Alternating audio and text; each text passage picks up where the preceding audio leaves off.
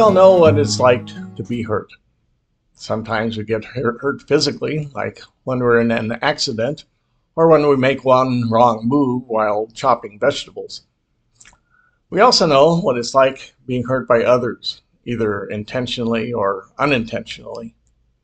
Like when someone betrays us in some way, or when we feel abandoned because a loved one leaves us when they die, or they move away, or they stop calling us for some reason. If we are alive, we will experience hurt, pain, and suffering. In fact, the first of the Four Noble Truths of Buddhism is suffering exists. Now, hurt is a very powerful piece of the puzzle of our lives, and if given the chance, it can rule our lives. So it's crucial to figure out how to deal with it, how to deal with it effectively so we can avoid being controlled by it. Avoiding hurt and pain is a survival instinct. By touching a hot stove, for example, for the first time, the pain teaches a young child not to do that again. Much of our learning to survive in life is through trial and error. And it's the, quote, error that often causes us pain and convinces us to do something different in order to survive. Now, given the fact that there's always a possibility of getting hurt in life, the dilemma for us human beings is deciding how, when, where, and how much we're willing to risk being hurt, or if we're willing to risk being hurt at all. A phobia is a diagnosis given to people with irrational fears of being hurt, like a person with a fear of flying, despite the fact that statistics show driving a car is more of a risk than flying. But generally speaking, we're not afraid of things or situations for no reason.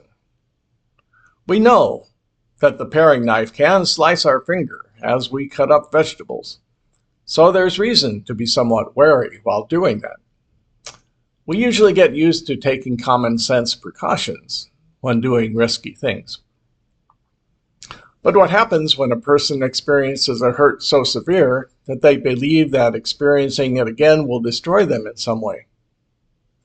If they believe their physical, emotional, or relational, or psychological survival is at stake, they may go to extremes to avoid the threats.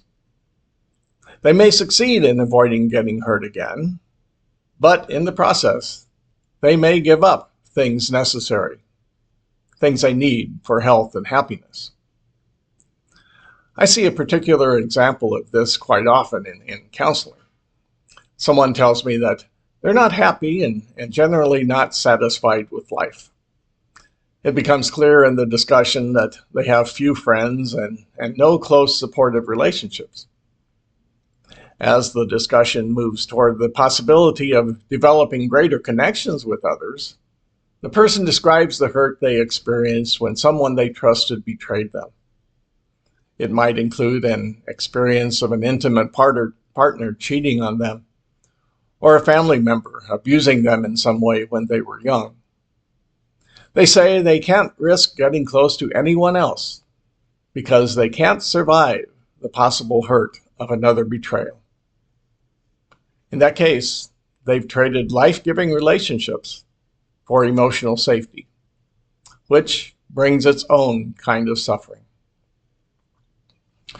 When we believe that a threat is overwhelming, we build walls around ourselves, much like a castle under siege.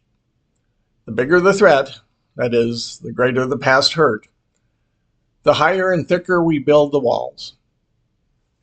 We survive, but it's hard to thrive in that situation because we also shut out what brings us life. I often use that image to help people consider risking a little bit more in order to be happy. I'll invite them to peek over the walls that they've built, peek over them a little to see if the threat is still there. Usually the situation has changed since they were hurt in the past, or they have changed in some way. Maybe they can realize that they've grown in wisdom and experience. and have more resources to protect themselves now and don't need the walls as much. Maybe the weapons that were used to hurt them in the past aren't as powerful now for some reason.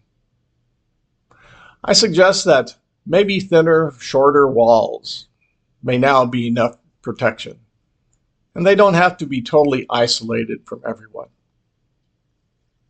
Then there's the possibility of getting better at evaluating who and what is actually a threat, so that they can more safely place their trust in people that are actually trustworthy. Finally, and maybe most importantly, a person needs to know that they will survive a negative outcome before they risk something. They won't risk it unless they know they will survive. We human beings are resilient, and relatively few things will destroy us. So when counseling a person in the situation I mentioned above, I'll tell them that their very presence in my office is proof of their ability to survive every negative thing that has happened to them. I often ask them, what made that happen? What strengths or virtues or abilities have helped them survive? And we might even write down a list of those things that they can take with them. Then I'll suggest that those strengths can be expanded and multiplied in various ways, so that the person can rely on those things for protection rather than building isolating castle walls around themselves. It is a survival instinct for us human beings to protect ourselves. But to keep our fears of hurt from controlling us, we need to be realistic about what is actually threatening, and also maintain a good sense of our own strengths, resiliency, and ability to survive. If we do that, then we're able to take the risks necessary to find the life-giving things in the world around us.